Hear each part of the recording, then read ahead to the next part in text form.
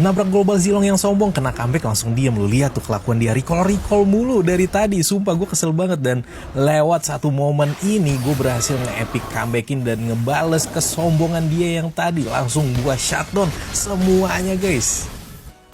Nggak tahu kenapa ya, awal season ini banyak banget ketemu musuh yang tengil-tengil gitu guys. Kalian juga ngalamin hal yang sama nggak? Kayak walaupun nih ya, musuhnya padahal viewer gue tuh lah ya. Lu lihat aja dia ngechat, halo Bang Navi. Tuh, oi Bang Navi, brodinya sih. Tapi di sini gue lawan si Zilong. Oke, dia mau adu mekanik sama gue. Sebenarnya di sini early game gue tuh menang lawan dia. Cuman karena dia di sini banyak banget yang backup, ada HC, Guinevere, ya jadilah gue tersiksa di early game pada saat ini ya. Memang Aldous itu mau lawan hero sampah kayak Zilong pun tetap guys susah early-nya, apalagi di sini dibantuin sama HC. Lu lihat, wah bener-bener nggak dibikin farming bebas gue. Tapi emang itu sih guys cara untuk mencegah Aldous ini jadi sakit di late game. Kalau misalkan lu pengen nge-counter Aldous, ini adalah cara yang benar, cara yang dilakukan oleh musuhnya ini. Kayak HC sesekali roaming ke atas, ngebantuin XP line-nya, siapapun itu. Ini kebetulan lagi lawan Zilong. Nah, Zilongnya jadi free farming banget di situ. Nah, kalau udah kayak gini, yang lu harus lakukan sebagai user Aldous adalah nunggu di dalam turret. Supaya ketika lu kena geng, lu ada armor tambahan dari turret selagi masih di bawah menit 5 ya. Nah, kayak gimana bang kalau gue di dalam turret terus last hitnya gimana? Kayak gini caranya, lu ngumpet di semak-semak dan lu manfaatin semak-semak itu supaya nggak gampang terdeteksi oleh musuhnya. Nah, di sini begitu gue ada kesempatan untuk ngedapetin platingan ya, satu kali hit lumayan lah dapetin 60 gold. Itu berguna banget guys, karena memang kalau lu main di Mythic awal season, musuh itu kalau solo rank ya, musuh itu biasanya nggak yang terlalu keras-keras banget harusnya. Tapi berhubung di sini tim gue penghuni asli, musuhnya ex imo semua, wah ini nih yang jadi berat guys. Sebenarnya main di awal season nge-push solo rank itu dilemanya tuh kayak gitu tuh.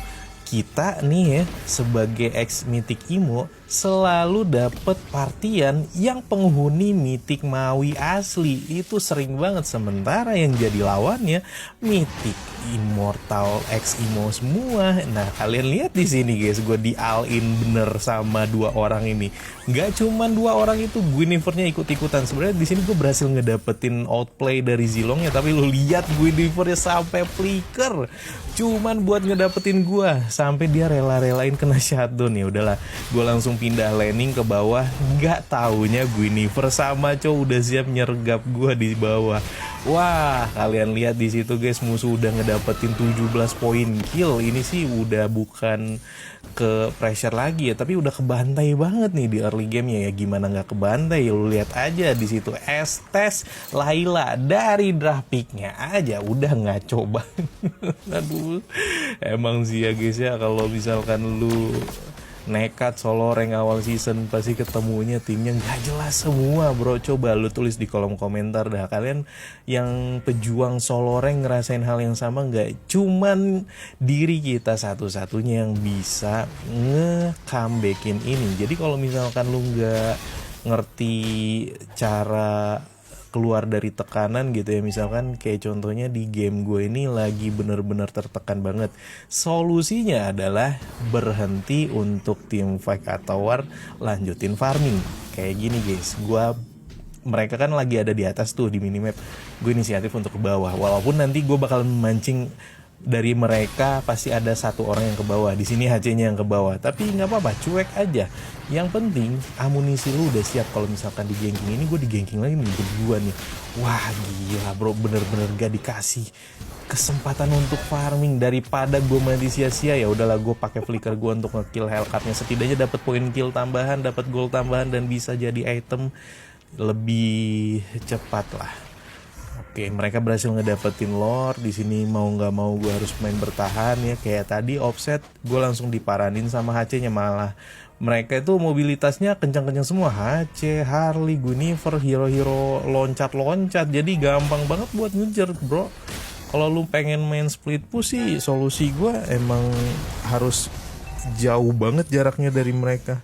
Ini mereka kayaknya mau ngawal lordnya untuk ngedapetin inhibitor turret mid lane gue. Dan kalian lihat ya, 4 orang di situ, gue sisa sendirian. Dan lu lihat apa yang dilakukan Zilongnya yang ngira udah pasti menang, recallin gue. Buset, itu Zilong lu songong banget. Zilong lu itu digendong, tau gak?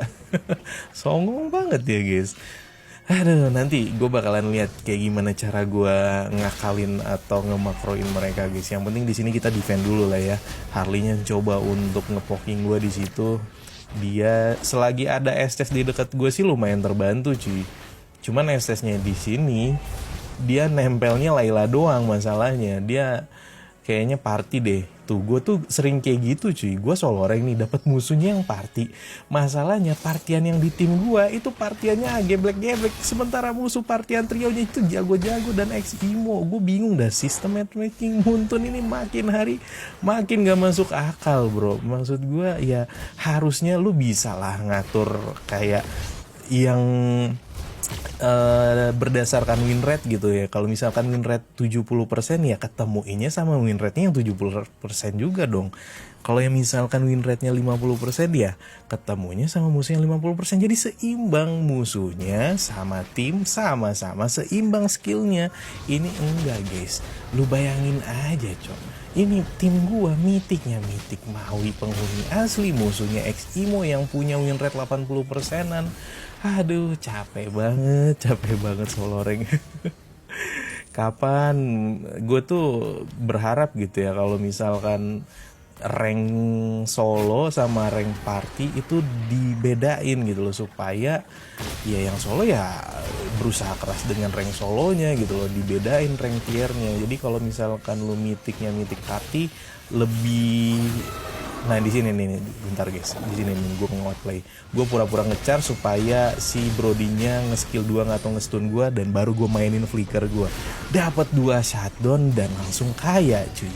Di situ Zilongnya tiba-tiba masuk, dan untungnya di sini ada SS, dan ini dia guys, titik epic comeback di tim gue yang berusaha untuk gue manfaatkan, dapetin objektif turret sampai ke mid lane inhibitornya, harusnya dapat sih. Oke, di situ HC-nya berhasil gue kill lagi, tapi ternyata nggak ada minion. Kita mundur dulu, harus ngelord ya mau nggak mau ya. Balik lagi ke yang tadi ya, sistem matchmaking itu kalau menurut gue harusnya dibedain. Kenapa? Jadi lu mitik imo hasil solo rank sama mitik imo hasil party itu jadinya beda gitu. Jadi kayak ada 2 rank gitu, lebih bergengsi yang solo kan. Nah itu bakalan menghidupkan apa ya, Mobile Legends lagi jadi jauh lebih kompetitif menurut gua. Walaupun memang nih game kan mainnya main 5 ya, bukan main solo. Tapi kalau dimunculin gitu loh gameplay atau rank solo ranknya, pasti lebih lebih seru lagi gitu loh. Kita mainnya juga jadi nggak bosen, ada pilihan mau solo atau mau party. Jangan dia campur aduk begini, jadinya nggak adil cuy. Banyak yang manfaatin celah mabar kayak gini dengan cara mengundang partian dia pakai tier legend atau epic, sementara dia pakainya imo misalkan. Nah pas matching ya nabraknya yang mythic, yang epic bawah. Jadi makanya enak banget buat menanginnya. Oke, di sini udah dapat 2 inhibitor turret, mid dan bottom lane-nya. Mundur dulu guys, kita berusaha untuk makroin di sini nih guys ya. Momen gua YOLO Harley cetas 1 dapet lagi di situ. Oke, dia udah langsung WON duluan, dapat lagi, mereka masuk satu-satu, dan ini yang gue manfaatin guys. Ada Guinevere, kita lihat dia mau kemana. Waduh gelap banget ini cuy. Oke, jadi lock tiba-tiba cok. Oke, kita outplay lagi, cetas, mantep banget. Sisa Guinevere doang di situ cuy. Ini Guinevere-nya harusnya bisa gue dapetin sih, tapi kayaknya nggak bisa, nggak kejar. Ulti gue masih 5 detik. Aduh, recall dulu. Gue takutnya dia mau ke push mid-nya.